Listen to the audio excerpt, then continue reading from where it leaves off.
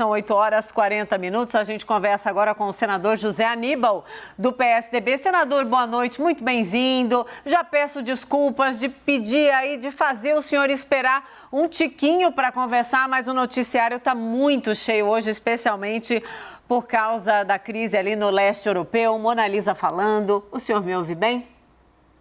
Ouço bem. Boa noite. Prazer falar com você. A efervescência não está pequena aí, não é? Misericórdia, senador. Vou dizer, haja gogó e coração para aguentar. Vamos lá. Mas a gente também precisa de coração e gogó para entender as nossas questões aqui, que eu espero que sejam menos complicadas do que essas tensões que a gente estava narrando até agora. Então, já que eu gosto de papo reto, vou ser muito direta, já que esse é o nosso tom em todas as nossas entrevistas, né? Senador, o senhor acredita que o governador João Dória tem condições reais, diante de conquistar mais eleitores e aí aparecer isso ali nas pesquisas, conquistar o próprio PSDB? Olha, eu creio, Mona Lisa, que o governador João Dória já perdeu aí quase 3 meses após as prévias para fazer um trabalho de conquista do partido. E é um trabalho que está por ser feito. Eu espero que ele persista nessa ideia, no significado dessa ideia para a sua candidatura. De qualquer maneira, o senador Alessandro Vieira acabou de dizer que ele mantém a candidatura dele, feita a coligação PSDB-Cidadania, e ele acha que realmente é necessário que você possa fazer surgir uma candidatura que não seria a terceira via, seria a segunda via, que ela significaria deslocar um dos dois que estão hoje previstos como aqueles que disputarão o segundo turno, Bolsonaro e Lula, deslocar por um movimento de convergência. O Brasil está precisando muito disso. E para que isso aconteça, qualquer candidato com esse propósito tem que ter uma rejeição que não seja grande. E o nosso candidato até aqui tem tido uma rejeição persistente muito forte. Por que o senhor acha que ele tem uma rejeição persistente tão forte? Olha, por exemplo, a vacina, trouxe a vacina que foi a primeira a ser aplicada no Brasil, aqui no Brasil. Mas isso não gerou a ele um crédito de uma política pública tão importante como a vacina. Existem razões as mais diversas, criou-se aí alguma trava aí no relacionamento, na comunicação do governador, ou talvez no excesso de comunicação. Ele é reconhecidamente um homem de marketing, né? E chega a uma postura um pouco a mais, né? Excessiva. E essa exposição excessiva acaba levando as pessoas a pensarem que talvez o propósito maior não tenha sido realmente a vacina, mas uma espécie de promoção pessoal, enfim, deve ter coisas por aí que mexem com a subjetividade das pessoas e que as levam a ter essa rejeição a ele. Mas ele pode, evidentemente, buscar aí alternativas para reduzir essa rejeição. Até aqui ela não aconteceu e ela preocupa muito o partido, pelo menos uma parte do partido com a qual eu me identifico muito, que apoiou a candidatura nas prévias do governador do Rio Grande do Sul, Eduardo Leite. Eu vou chamar o nosso time, claro, para conversar. Daqui a pouco chamo o Caio também, a Renata, claro, o nosso time de política. Mas depois dessa resposta eu tenho que fazer uma outra pergunta. O senhor acha que o governador João Dória tem que tirar o pé ali das redes sociais, das comunicações, já que, palavras do senhor, vou repetir porque eu anotei, tem um excesso de comunicação, postura over, exposição excessiva. É isso, senador? Olha, é uma das coisas que eu imagino não tenham ajudado o governador a ter uma recepção melhor pela opinião pública, pelos brasileiros, né? Porque essa rejeição ela é no Brasil inteiro, ela não é em São Paulo apenas, ela é também no Sudeste, no Sul, no Norte, no Nordeste, no Centro-Oeste. Enfim, quando algo se consolida de uma forma tão generalizada, é porque há uma razão que leva as pessoas a terem dificuldade de ter simpatia pela candidatura do governador, se sentirem estimuladas a fazer uma declaração de voto no governador como candidato a presidente da República. Isso tem que ser quebrado, isso tem que ser superado. Será que é possível, no prazo que temos? Essa federação com cidadania contribui para isso? O Cidadania já tem um candidato que espera se manter como candidato, pré-candidato à presidência da República. Ou seja, muita coisa pode acontecer. O processo eleitoral no Brasil está começando. As federações são um caminho. Eu votei a favor, a pedido do pessoal mais à esquerda, né? O PCdoB e outros partidos me pediram para votar a favor. Eu votei na expectativa de que essas federações pudessem fazer uma convergência maior dentro dessa promiscuidade partidária que nós temos, né? Quase 30 partidos operando no parlamento. Mas agora eu já começo a ver também que as federações podem ser um modo de resolver a questão que foi o impedimento das coligações proporcionais. Foi um avanço importante proibir coligações proporcionais. Quem quiser ter seu grupo de candidatos a deputados federais, estaduais, que tenha, mas sem poder se coligar com outros partidos. E, em geral, a maioria se coligava porque sequer tinha candidatos a governador ou a presidente da República.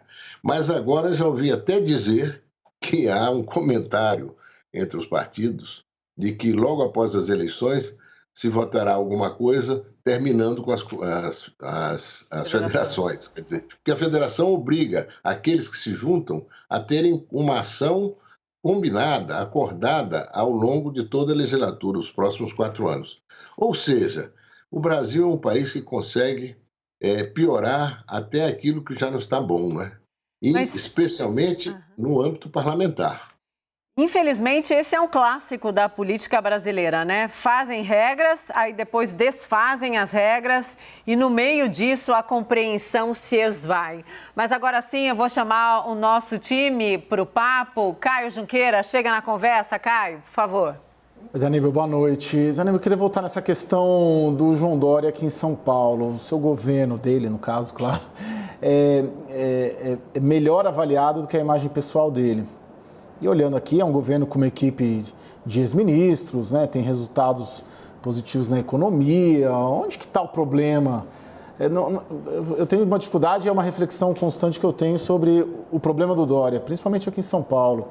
Onde, a seu ver, está? Para além do marketing, para além de ser marqueteiro, porque não é possível que seja só isso. E não é possível também que alguém que tenha vacinado primeiro no Brasil e produzido a Coronavac, saiu na frente, tenha essa dificuldade, né? Hoje, acho que saiu uma pesquisa, deu 1,8% de intenção de voto. Qual que é o problema? Olha, outro dia, os jornais publicaram que houve um expressivo crescimento do ICMS dos estados ao longo do ano passado. No caso de São Paulo, esse crescimento foi maior do que 20% sobre o que tinha sido previsto no início do ano. São algumas dezenas de bilhões de reais a mais. O governo de São Paulo está fazendo grandes programas de pavimentação, recapeamento, isso, aquilo, outro. Mas a verba, por exemplo, para essas áreas de risco, para o combate a essas situações que colocam em segurança uma parte expressiva da população do estado de São Paulo, a verba usada pelo governo, que era de R$1 bilhão no ano passado, eles só usaram a metade. Diante de um crescimento tão expressivo de dezenas de bilhões de reais na receita de ICMS, o governo, por exemplo, poderia ter reservado 10 bilhões, 5 bilhões de reais para reduzir áreas de risco, para não termos de novo quase 30 mortes esse ano, para construir mais habitação popular, para fazer obras e ações de governo nessas áreas em que a população realmente está sempre submetida à questão de intensidade de chuvas, deslizamentos e mortes. Quer dizer, será que isso não passa um pouco? Quer dizer, o governo é investidor aqui nas estradas, está fazendo estradas, está recapeando, está melhorando a infraestrutura, a logística de São Paulo, que já é boa, e não é desse governo, é alguma coisa que vem se construindo ao longo dos últimos 20 anos. Não é? Será que está faltando, talvez, uma políticas sociais, né? Políticas voltadas para o dia a dia da cidadania, dos brasileiros que vivem em áreas de risco, que têm dificuldades de qualificar os seus jovens, que têm dificuldades de assegurar uma renda mínima que os faça prescindir de programas emergenciais para poder comer, né? Talvez isso, faltou uma conexão adicional com a população nesse sentido. Talvez ajude a explicar. Mas existem outros fatores também, não é? Talvez o modo de agir do governador, que deu certo como prefeito de São Paulo, como governador, não está obtendo o mesmo resultado. Enfim, é uma matéria que cabe, sobretudo, ao governador e à equipe dele encontrar alternativas, encontrar caminhos, né? Eu estou apenas constatando e procurando entender. Agora eu chamo a Renata Agostini para participar do papo. Renata, por favor. Senador, boa noite. Temos visto diversas informações sobre uma negociação de Eduardo Leite, governador do Rio Grande do Sul, para uma filiação com o PSD, de Gilberto Kassab. Ele perdeu as prévias e se tornou ali, junto com outros quadros do PSDB, uma voz crítica justamente à candidatura de João Dória. Como o senhor vê essa possibilidade de saída de Eduardo Leite? Do Leite, né? De vez em quando eu troco mensagens com ele e sei que ele realmente teve conversas com o Kassab. Num programa de ontem, numa outra televisão, o Kassab foi muito enfático em abandonar aquele discurso de que apoiará o Lula no segundo turno e enfatizou muito que o PSD vai ter candidato e candidato para disputar, para vencer a eleição. Mencionou o nome do Eduardo Leite, mas ainda tem o presidente do Senado, Rodrigo Pacheco, como pré-candidato. E tudo isso me faz crer que realmente as conversas estão acontecendo, não é? Eu acho que o Eduardo, naturalmente, se sente... ele tem um compromisso de não ser candidato à reeleição. E as prévias foi um movimento feito pelo PSDB para que realmente o candidato tivesse o apoio de todo o partido. Passados esses quase 3 meses, o partido ainda está dividido, o partido ainda está inseguro, pelo menos, né, com relação à candidatura do Dória. O Dória não cresce nas pesquisas, a rejeição se mantém. O Eduardo Leite tem, naturalmente, refletido sobre a possibilidade de sair candidato por um outro partido. Do que eu sei, o Eduardo tem uma postura que é não polarizante, ele não quer entrar em polarização, ele quer, ao contrário, despolarizar. Ele quer, na realidade, focar nos desafios que o Brasil tem. Isso que deu força a ele como governador do Rio Grande do Sul, que permitiu a ele construir uma maioria parlamentar na Assembleia Legislativa de fazer excelentes reformas. O Rio Grande do Sul mudou com a gestão do Eduardo Leite. E isso é reconhecido pela opinião pública de lá, inclusive em intenções de votos em avaliação dele, do governo dele, e intenção de votos que ele tem lá no Sul. Eu acho que tudo isso deve colocá-lo numa situação de dúvida se realmente assume esse resultado das prévias, que até agora não se mostrou um caminho de bom retorno para o partido, e eventualmente se coloca como candidato num outro partido. É uma questão de tempo, né? Aliás, de pouco tempo, porque ele teria que fazer isso até o mês de março, porque ele tem que se desincompatibilizar e, se for ser candidato por outro partido, se filiar ao novo partido. Eu acho, pessoalmente, que o Brasil, quando eu digo, esse quadro que nós temos hoje não se segura até 2 de outubro desse ano, é por essas e outras situações que estão ocorrendo a cada dia.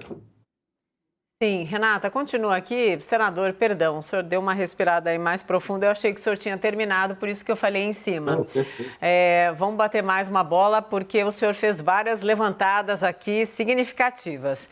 Então, de acordo com o que o senhor acabou de responder para a Renata na pergunta, olhando aí para o cenário envolvendo, então, o governador do Rio Grande do Sul, Eduardo Leite, é inevitável a próxima pergunta, né? O que Eduardo Leite seria fora do PSDB? Se eu não me engano, ele tem 16, 17 anos do PSDB. Começou lá atrás, na juventude tucana, ou seja, ele é um tucano de estirpe. Sem dúvida. 2, ele sair e encarar uma candidatura em outro partido, ficaria o carimbo na testa de mau perdedor, de prévias? O contexto para o governador do Rio Grande do Sul também é delicado. A gente tem ouvido vários analistas nessa linha também. Olha, ele na realidade tem 20 anos de PSDB. 20, tá. Eu achei que era menos, assim. Com 16 e hoje ele tem 36. Você tem razão. Tem muita gente que pode imputar a ele a condição de mau perdedor, né?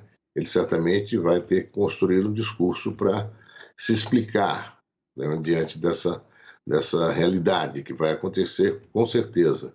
Agora, o que eu vejo é que a nossa vida política ela está tão de cabeça para baixo. Nós temos aí uma vida política partidária que é tão sujeita a mudanças, né? E, ao mesmo tempo, um desafio tão incrível de fazer o Brasil voltar a andar, o Brasil poder parar de cavar o buraco, tampar o buraco e voltar a crescer. Os americanos dizem que a primeira condição para parar de aumentar o buraco é você parar de cavar. Nós estamos cavando, continuamos cavando, nós temos que parar de cavar. Eu gostei de ver o Alessandro Vieira falando com muita tranquilidade.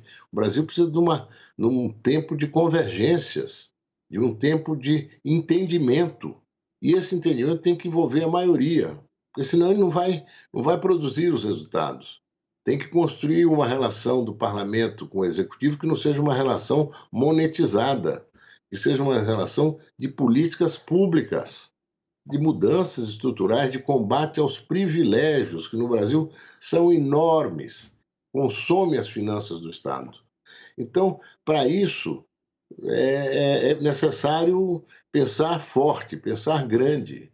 Quer dizer, esse quadro que está aí hoje, algum desses candidatos, né, a exceção talvez da Simone Tebet, que realmente tem uma rejeição pequena, e que é uma candidata que certamente pode crescer, o Alessandro Vieira também. Mas os outros 3 candidatos já têm uma rejeição consolidada. Conseguirão chegar a uma condição de romper a polarização? Claro que o Eduardo, diante da situação, começa a pensar em ser uma alternativa, inclusive construir um discurso de resposta a essa ideia de que ele é mau perdedor, ou de que ele realmente não cumpriu um acordo que foi feito na preliminar, que era o vencedor das prévias, seria o candidato do partido. Mas o partido também está vivendo uma situação de grande expectativa que não encontra uma saída imediata. Tem essa federação, pode ter a possibilidade de outras federações, mas um de vocês já mencionou que o PSL não vê com bons olhos a federação com o PSDB. Sim, União Brasil. União Brasil, desculpe. Isso, não sei se isso tem a ver com o fato de que o Dória seja o nosso pré-candidato. Enfim, muita coisa vai mudar. Eu queria, antes de terminar, dizer uma coisa para você, Mona Lisa. Diga. Eu já não sou senador. Eu fui senador durante 6 meses até 1º de janeiro. Sim. 1º de fevereiro. Em 1º de fevereiro, o senador José Serra reassumiu o mandato, que é o mandato dele, e eu não sou mais senador. Mas estou aí na política todo dia, no partido e nas conversas com outras lideranças, procurando colaborar para que a gente encontre um caminho que seja virtuoso, pelo menos. Sem dúvida. Mas pelo rito jornalístico, o senhor está tarimbado, sabe? A gente sempre faz a referência pela última atuação, pelo cargo, né, da última atuação política. Renata, quer fechar, Renata, a entrevista? Claro, por favor. Senador, por fim, como falávamos, o senhor mesmo trouxe, né, a ponderação sobre as resistências de outros partidos. Há uma aliança com o PSDB, no caso União Brasil. Já ouvi a mesma ponderação no MDB, né? As conversas estão sendo travadas entre esses partidos, de resistências dentro do MDB, numa federação, numa aliança com o PSDB. E sim, os comentários que escutamos é porque, olha, existe ali não só um problema interno no PSDB, né, que está ali com uma pré-candidatura com muito questionamento, mas dúvidas sobre esse pleito de João Dória. Além do Cidadania, o senhor vê nesse momento, de forma concreta, espaço para o PSDB ampliar as suas alianças? Sempre possível, mas vejo que, afora esses dois partidos, não ouvi ainda, em nenhum momento dentro do partido ou do presidente do PSDB, o Bruno, qualquer menção a outras iniciativas. Era Cidadania e, eventualmente, esse União Brasil, juntando PSL e antigo DEM, né? Acho que aí essa margem já vai se estreitando, né? Não tem como criar um novo fato político gerando uma nova federação que não seja através desses dois possíveis partidos aí, PMDB e União Brasil. Acho que tem muita conversa ainda a ser realizada. Aliás, Mona Lisa, eu estou acompanhando o noticiário de vocês desde que você entrou na programação às 7h30 e eu fui exilado 6 anos na França e visitei a Rússia na década, poucos anos atrás, fui lá novamente, né? Eu acho que o Ocidente precisava dialogar mais com a Rússia. A Rússia é um país, não diria pobre, mas não é um país desenvolvido. No entanto, tem um arsenal nuclear que é semelhante ao dos Estados Unidos. E ainda tem hoje o apoio da China.